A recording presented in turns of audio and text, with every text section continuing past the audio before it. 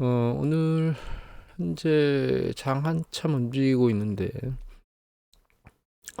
미국 장이 지금 방향성을 잃고 있죠. 특이한 거는 이 유럽 장이 센데 미국 장이 움직여 주질 않고 있다는 거예요. 그렇다고 미국의 그러니까 유럽의 경제 지표는 이렇게 좋게 나오고 있느냐? 그렇진 않거든요. 하긴 뭐 경제 지표가 나아지고 있다 이런 느낌은 없는데도 유럽 장은 최근 강세를 보이고 있습니다. 글로벌 장에서 가장 세요, 유럽 장이 지금은. 근데 미국 장이 그거를 안 받쳐주고 있거든요. 그래서 보면은 이 S&P 500 지수는 지금 사실은 뭐 11월 22일 날 여기 딱 치고 나서 옆으로 개걸음을 치고 있어요. 여기서 물론 이제 하루 쭉 10월 12일 10월 1일 날 첫날 쭉 급등했던 거 말고는 이게 움직이질 않고 있거든요. 근데 이제 이 센섹스 50 아니 스탁스 50 보면은 계속 치고 올라오고 있죠. 유럽, 이게 닥스, 이게 영국입니다. 이게 프랑스, 그죠? 영국이 힘을 잃은 건 빼고는 사실 뭐 이 장을 넘어서 기존에 있던 루트를 넘어서 직전 고점을 다 뚫고 올라갔어요. 2022년도 고점도 뚫었죠 지금. 근데 유럽이 이렇게 새로운 사이클을 만들 만큼 뭔가 경제 지표라는 게 확연히 좋아진 게 있느냐? 제 느낌은 잡히는 게 없거든요. 중요한 건 그럼에도 불구하고 미국장이 보시면 유럽장하고는 다르게 2022년도 고점을 못 뚫고 있죠. 그리고 여기서 개걸음을 치고 있거든요. 물론 이제 말씀드렸던 이제 11월 말 12월 초에 펀드들이 이제 배당이나 이런 것들이 있기 때문에 일단 초반에 약세를 보일 거라고 말씀드리긴 했는데 유럽하고 이렇게 분할돼서 움직이는 거 보면 약간 특별한 것 같습니다. 중국 지수는 아예 내리꽂았죠 지금. 보시면 여기 저점 테스트하러 내려가고 있습니다. 이 저점 테스트 예전에 한번 말씀드렸죠. 저점 테스트하러 내려갈 거라고 생각하고 있다 말씀드리긴 했는데 저점 테스트를 하고 있고, CSI 300 지수 같은 경우에는 여기 보시면 뚫렸어요. 밑에가 여기가 뚫렸죠. 2019년도 여기 바닥은 이제 뚫고 내려가고 있고, 상위 지수 같은 경우는 여기가 아직은 안 뚫렸거든요. 보시면 안 뚫렸죠. 그런데 CSI 300 지수는 여기가 뚫려 있는 상황입니다. 그리고 잘 가던 인도도 아직 살아서 움직이고 있네요. 최근 인도 잘 안 맞는데 인도도 살아서 움직이고 있고, 니케이 같은 경우에는 움직임이 미국하고 비슷하죠. 옆으로 흐르고 있는 느낌이에요. 다만 오늘 이제 원자재 시장을 보면 일단 달러 인덱스를 보면, 자 달러 인덱스를 한번 볼까요? 달러 인덱스를 보면 지난번에 제가 바닥을 치고 다시 머리를 들고 있다라고 며칠 전에 직전 동영상인가요? 말씀을 드렸는데 추세적으로 다시 밀고 올라오고 있습니다.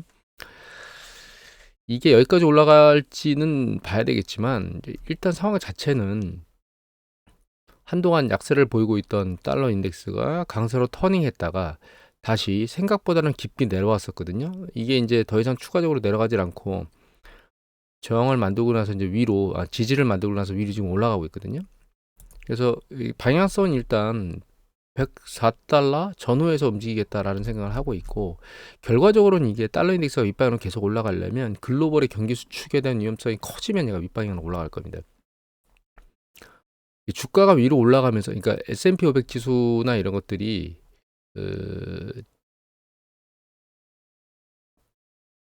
그러니까 윗방향으로 올라가는 상황에 이 달러 인덱스가 윗방향으로 올라가면 그렇게 좋은 시그널은 아니에요. 지금 시점에서는 정점이 지나서 수축 국면으로 떨어지려고 하는 시점에는. 왜냐하면 주가가 위로 올라간다는 얘기는 글로벌 경제가 탄탄하다고 인지를 해야 되겠죠. 경기 확장 국면에서는.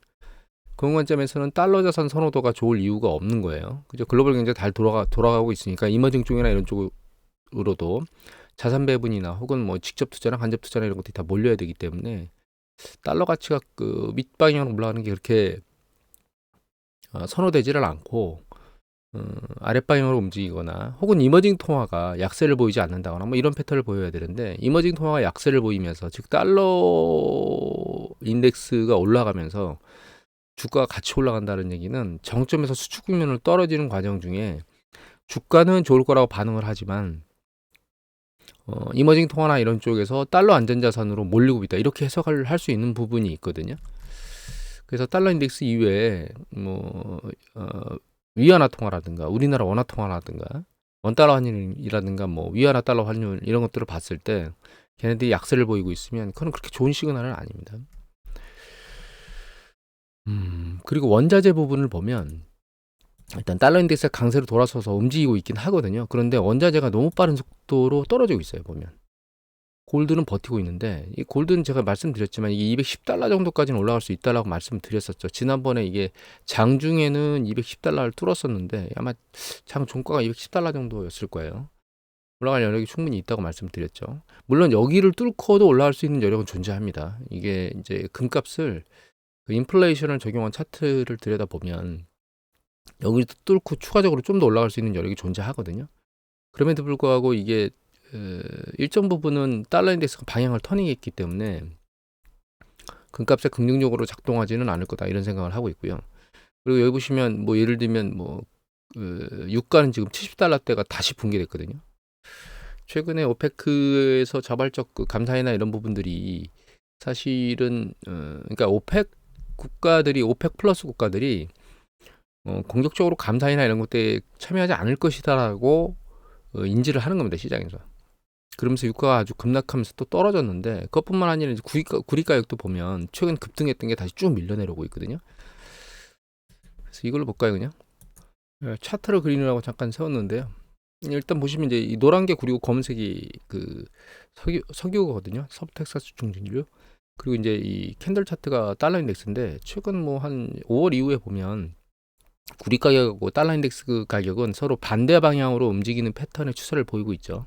근데 이제 유가 같은 경우는 지난번에 70달러가 깨진 이후에 사우디가 계속 그 러시아하고 감산 쪽을 건드리면서 지금 달러 인덱스하고 같은 방향으로 움직였죠. 그러니까 이게 감산 이슈 때문에 달러 인덱스하고 다른 방향으로 움직이고 있다가 그게 효과를 잃으면서 지금 아래 방향으로 빠지고 있고 좀 더 공격적으로 지금 빠지고 있는 거예요.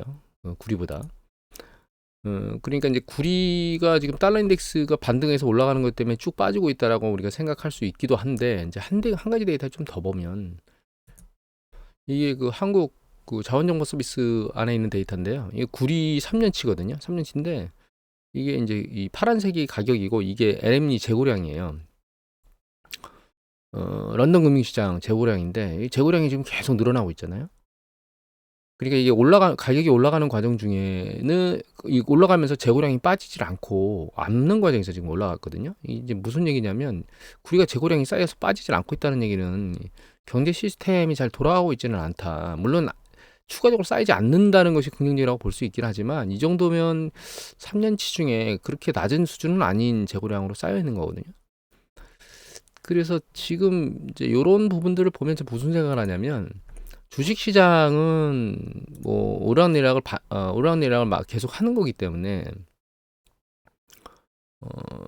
그렇게 움직일 수 있긴 한데 주식 시장 이외에 그 원자재 시장을 보면 글로벌 경제를 그렇게 긍정적으로 보는 거가 아닌 거 아니야? 라는 생각을 지금 하게 되는 겁니다. 그러니까 주식 시장은 변동성이 크기 때문에 경기 수축 국면에 그러니까 경기 수축으로 떨어지는 과정 중에서도 반등과 하락을 반복하면서 내려가잖아요. 그런 패턴을 움직이고 있는 거 아니야라고 하는 생각을 한 번쯤은 해봐야 된다는 거죠. 다만 예를 들면 이제 유럽 지수 같은 경우에는 이게 추세적인 하락이라면 이 지금 전고점을 돌파했잖아요. 전고점을 돌파하고 지금 최고점에 온 거거든요. 요번 추세에서. 그러니까 강도가 세다고 볼 수 있긴 합니다. 그런데 이게 추세적으로 이 고점을 뚫고 계속 올라갈 수 있을지는 좀 모니터링을 해봐야 될 것 같고 미국 같은 경우에는 지금 잘 보시면 이게 최고점을 돌파하지는 못하고 지금 여기서 이제 깔딱깔딱 되고 있죠. 물론 산타랠리를 하게 되면 이렇게 조정을 안 받고 산타랠리를 하게 되면 정고점을 뚫러 가게 될 겁니다. 결과적으로.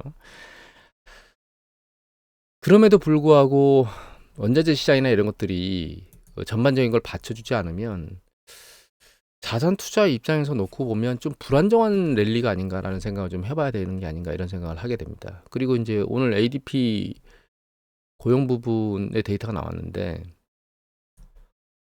그 ADP 비농업법은 미국 전체 고용 수를 말하는 거거든요. 추세적으로는 계속 올라가고 있습니다. 지금 올라가고 있는데 이제 산업 분야별로 각각을 보면 잠깐만요. 자, 분야별로 데이터를 다 지웠고 이게 이제 건설이거든요. 건설 부분이 지금 올라가다가 이제 약간 궤도가 죽었죠. 상승 강도가. 그다음에 이게 레저하고 그 숙박입니다. 얘도 추세적으로 올라가다가 지금 중단됐죠. 이게 지금 추세적으로 계속 올라가기가 어려운 게 이 정점, 직전 정점을 넘어서 일정 부분 있잖아요. 그러니까 추가 고용 인력이 더 빠른 속도로 올라가기가 어려워요. 이거는 그 전문직이거든요. 추세적으로 좀 내려가고 있고 이게 또 정점을 치고 개걸음을 치고 있죠.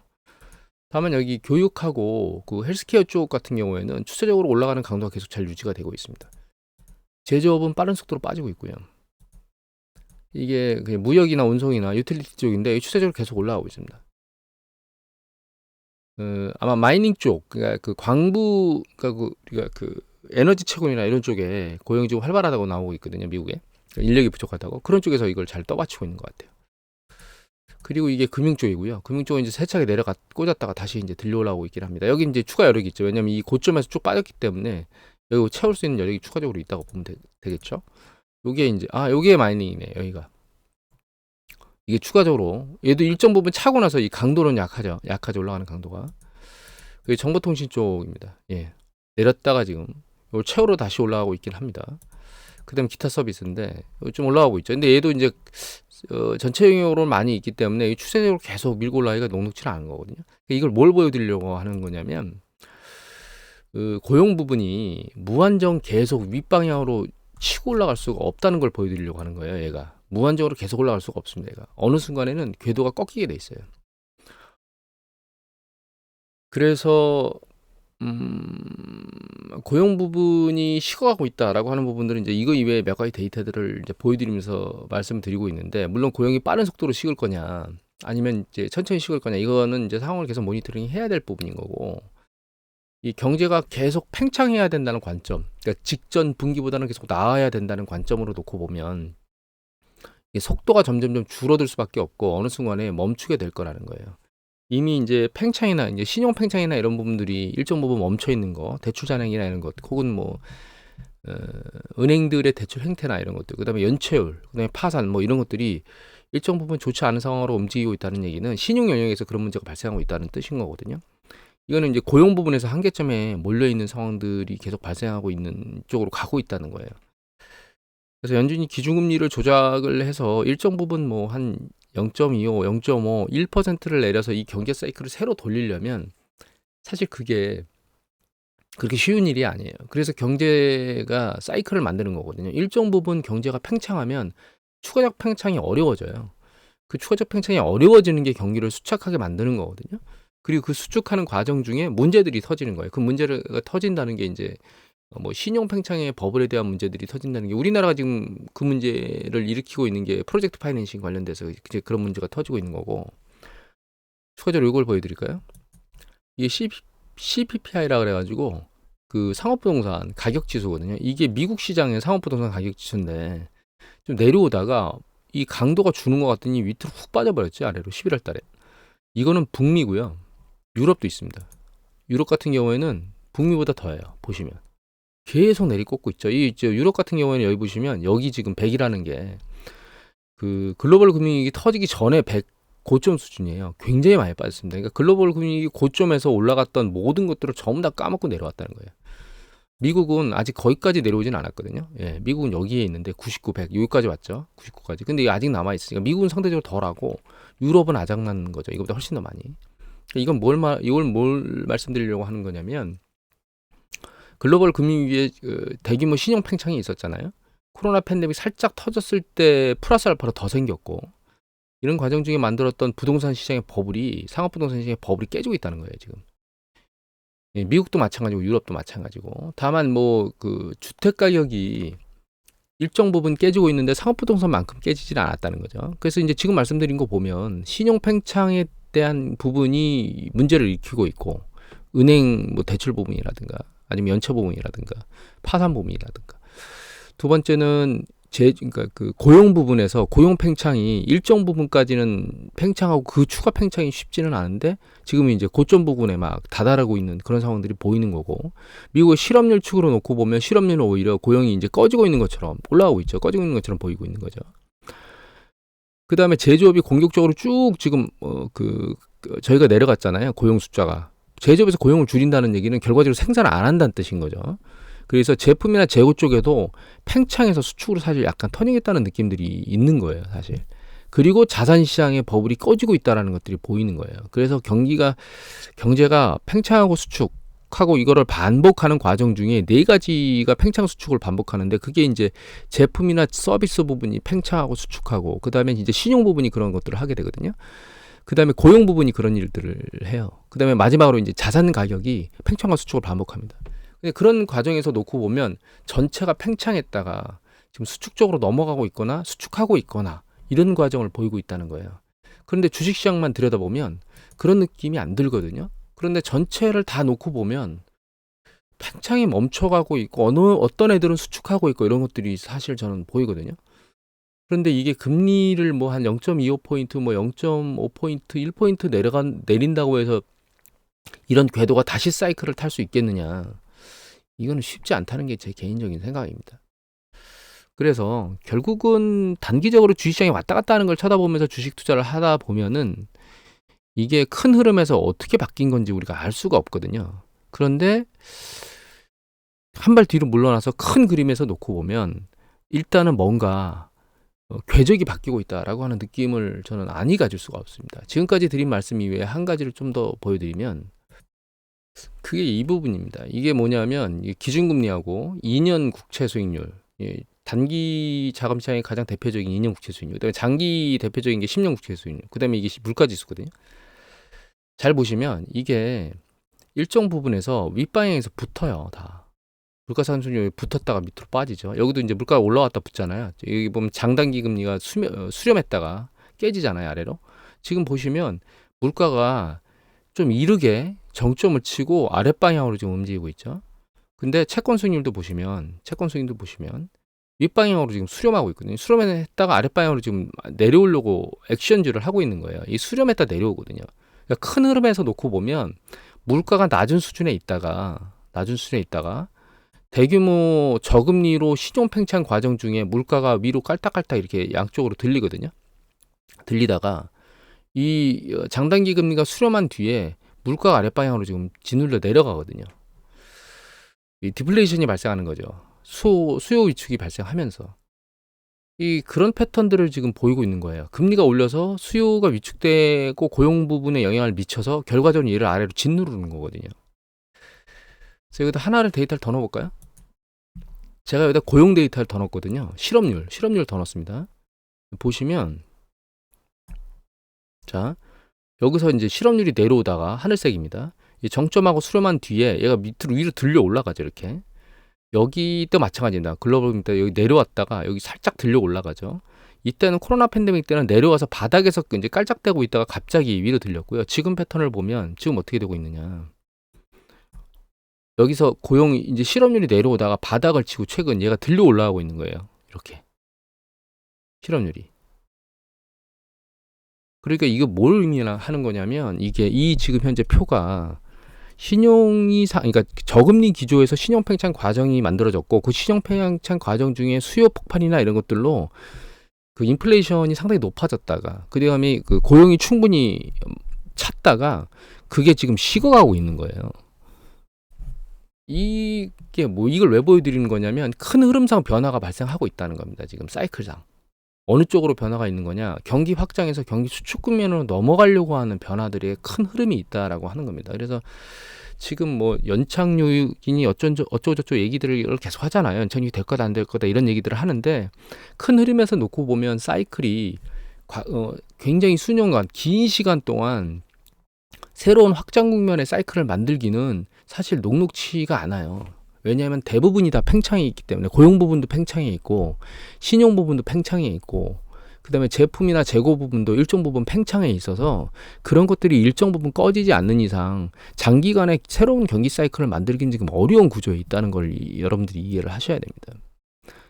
물론 이게 주식시장을 단번에 밑으로 짓눌러 내린다거나 대폭 폭락한다거나 이런 것들을 의미하지는 않아요. 다만 한 가지는 우리가 고민을 해봐야죠. 대폭 폭락할 때 어떤 현상 때문에 폭락하는 거냐면 신용 팽창 과정 중에 만들어졌던 버블이 깨지면서 그게 폭락을 야기하는 거거든요.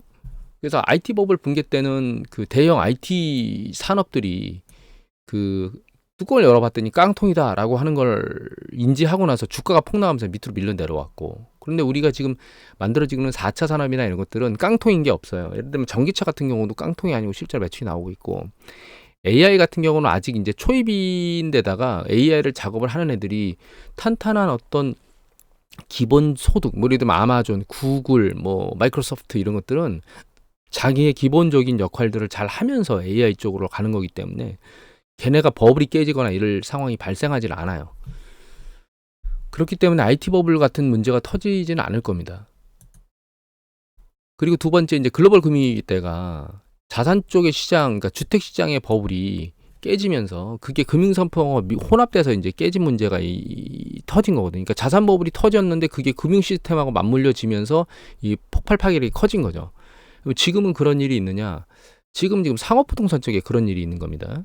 중국 같은 경우에는 상업부동산 말고 주택부동산에 문제가 있는데, 중국 같은 경우는 그게 이제 구조화 상품이나 이런 것들로 만들어져 있지 않기 때문에 중국 자체 내 충격이만 일어날 거라고 생각을 하고 있는 거고, 일어난다 하더라도 미국 같은 경우는 상업부동산에 문제가 있기 때문에 금융시장에 특히 그 중소형 지방은행 같은 경우들 이런 것들이 이제 타격이 클 수가 있기 때문에 이제 그것들이 금융시장에 약간 영향을 미칠 수 있는 여건을 가지고 있는 거죠. 그래서 실제로 이제 상업부동산의 문제가 터지면 글로벌 금융위기처럼 세차게 내리꽂는 문제가 발생할 수 있는 거죠.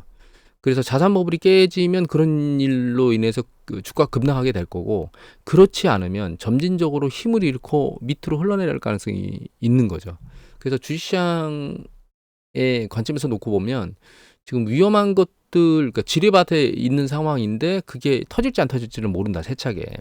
안 터지면 내려가는 강도가 그렇게 세지는 않으면서 천천히 흘러내려갈 가능성이 높은 거고, 터지면 세차게 밑으로 내리꽂을 가능성이 있는 거죠. 그러니까 내리꽂겠냐 안 꽂겠냐를 지금 판단하는 건 의미가 없다는 거예요. 일이 터지느냐 안 터지느냐에 따라서 달려 있으니까. 다만 이제 우리가 지금 감안해봐야 될 건, 추세적으로 내려갈 때도 하락과 반등을 반복하면서 내려가는 패턴들이 존재하기 때문에 이 패턴이, 지금의 패턴이 이게 내려가는 과정 중에 하락과 반등을 하는 패턴인 건지, 아니면 바닥을 찍고 나서 다시 추세적으로 올라가는 패턴을 하는 건지를 우리가 이해를 하려면 큰 그림을 봐야 되기 때문에 지금 이 말씀을 드리는 거예요. 근데 큰 그림에서 놓고 보면 최소한 얘가 새로운 고점을 뚫고 계속 추세적으로 올라가기엔 거기에 가능성을 두기에는 조금 약한 거 아니야? 라는 생각이 든다는 겁니다. 그래서 자기의 투자 스타일에 따라서 공격적으로 하고 싶은 분이 있다면 뭐 주식 포지션을 얼마나 둘지, 채권 포지션을 얼마나 둘지는 자기의 그 투자 성향에 달린 거고, 그걸 넘어서서 뭐 내가 100%를 주식에 운용할 건지 100%를 국채에 운용할 것인지 이건 자기 개념 패턴에 달린 거예요. 다만 국채에 운용하는 사람 같은 경우에는 급격하게 떨어질 가능성이 수면 위로 확 올라온 게 아니기 때문에 잘못하면 긴 시간 동안 국채를 들고 있어야 된다고 하는 그런 부분을 감안해야 될 것 같고, 주식에 하는 사람 같은 경우에는 대규모로 주식을 투자할 때 내가 이게 잘못하면 아래쪽으로 훅 빠질 수도 있고 위로 올라갈 수 있는 강도는 그렇게 세지 않을 것 같으니까 방망이를 짧게 잡고 액션을 취하되, 뭐 내려오면 포지션을 늘렸다가 올라간 포지션을 줄이는 걸 반복하는 패턴을 하는 게 좋을 것 같다. 이렇게 정리를 해드리는 게 현재 상황에서 전체적인 글로벌 시장하고 그다음에 자산 가격의 변동성, 움직임 이런 것들을 우리가 생각하고 투자해야 되는 관점이 아닌가라고 하는 부분을 여러분들한테 전달하려고 오늘은 마이크를 켰습니다.